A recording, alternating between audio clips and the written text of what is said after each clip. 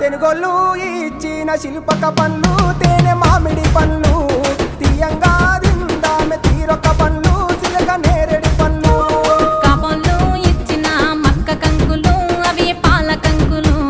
కాల్చుకొని తిందాము కందికాయలు పచ్చి పల్లికాయలు గుజారి గుజారి మామిళ్ళ కిందో నల్ల మామిళ్ళ కింద కుసుమరోళ్ళేసిన కుందన బొమ్మ అది కుందన బొమ్మ